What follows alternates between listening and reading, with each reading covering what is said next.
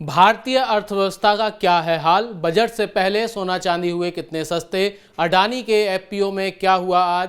Budget में होने वाली है कल क्या बड़ी घोषणा? जानेंगे आज हम मनी टाइम में। नमस्कार, मैं हूं अभिषेक। स्वागत है आपका मनी 9 पर। आप देख रहे हैं पर्सनल फाइनेंस का prime time show money time. आर्थिक समीक्षा 2023 को पेश करते हुए मुख्य आर्थिक सलाहकार वी अनंत नागेश्वरन ने कहा कि भारतीय अर्थव्यवस्था बेहतर प्रदर्शन करने के लिए तैयार है। आर्थिक वृद्धि दर 6.5 से 7% के बीच रहने की उम्मीद है। आर्थिक समीक्षा में इसकी उम्मीद जताई गई है। इस रफ्तार के साथ भी भारत दुनिया में तेजी से आगे बढ़ने वाली अर्थव्यवस्था बना रहेगा। 2023 में महंगाई के भी दायरे में बने रहने का अनुमान जताया गया है, जो एक अच्छा संकेत है।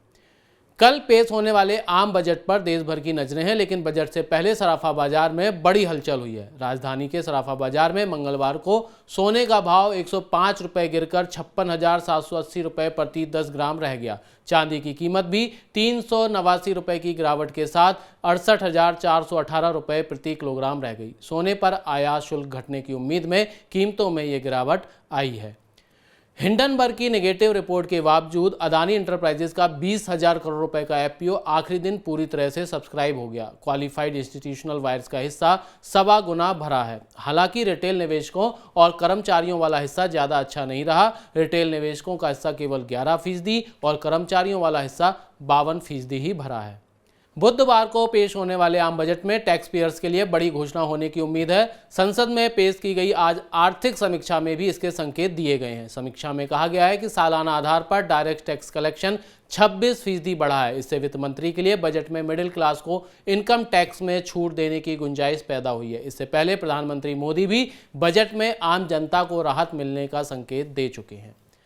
आर्थिक समीक्षा के बाद रुपए पर दबाव बढ़ गया है, क्योंकि इसमें निर्यात सुस्त रहने और चालू खाते का घाटा बढ़ने का अनुमान जताया गया है। मंगलवार को डॉलर के मुकाबले रुपया 41 पैसे लुढ़क कर 81 रुपये 93 पैसे पर बंद हुआ। रुपए के कमजोर होने से आयात और महंगा हो जाएगा। इससे कच्चे तेल की कीमतों में गिरावट का फायदा भी नहीं मिलेगा। भारतीय स्टेट बैंक अपने ग्राहकों को कम ब्याज दरों पर होम लोन की पेशकश कर रहा है। एसबीआई ने फेस्टिव सीजन खत्म होने के बाद कैंपेन रेट्स के नाम से नया ऑफर लॉन्च किया है। एसबीआई के ग्राहक 31 मार्च 2023 तक इस ऑफर का फायदा उठा सकते हैं। ग्राहकों के क्रेडिट स्कोर के आधार पर होम लोन की ब्याज दर तय की जाएगी।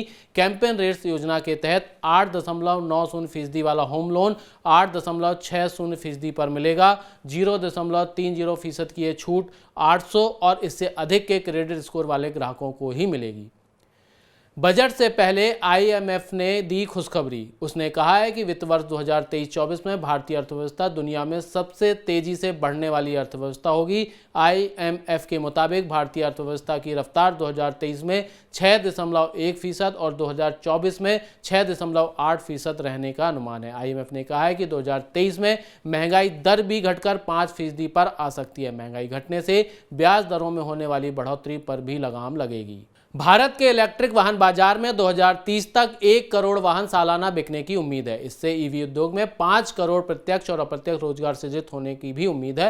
इलेक्ट्रिक वाहन बिक्री के मामले में भारत दिसंबर 2022 में जापान और जर्मनी को पीछे छोड़ते हुए तीसरा सबसे बड़ा वाहन बाजार बन गया है। घरेलू ईवी उद्योग के 2030 तक 49% सालाना की दर से बढ़ने की उम्मीद है।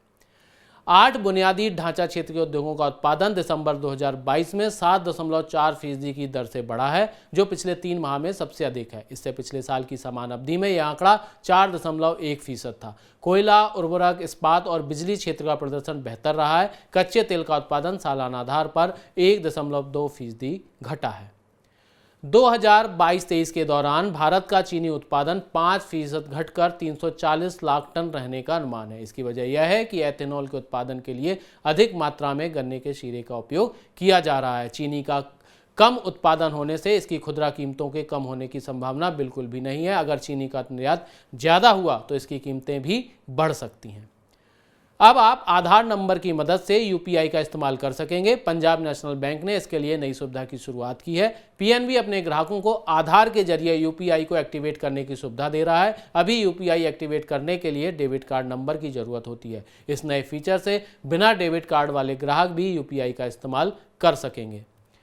इक्विटी म्यूचुअल फंड निवेशकों के लिए 1 फरवरी से नए नियम लागू होने जा रहे हैं। बुधवार से सभी एसेट मैनेजमेंट कंपनियां इक्विटी म्यूचुअल फंड स्कीम के लिए T+2 रिडेम्पशन पेमेंट साइकिल को लागू करने जा रही हैं। अभी रिडेम्पशन रिक्वेस्ट जनरेट होने के बाद 3 दिन के भीतर निवेशकों को पैसा मिलता है, लेकिन नए सिस्टम के लागू होने के बाद केवल 2 दिन के भीतर निवेशकों को पैसा मिल जाएगा। अमेजन ने ई कॉमर्स बिजनेस शुरू करने वालों को बड़ी राहत दी है। ऑनलाइन विक्रेताओं के नए रजिस्ट्रेशन पर अमेजन रेफरल फीस में 50% छूट दे रही है। यह छूट 14 अप्रैल तक मिलेगी। ई कॉमर्स बिजनेस की नई शुरुआत करने वालों को रेफरल फीस पर 50% छूट मिलने से भारत में डिजिटल उद्योग के बढ़ने की उम्मीद है।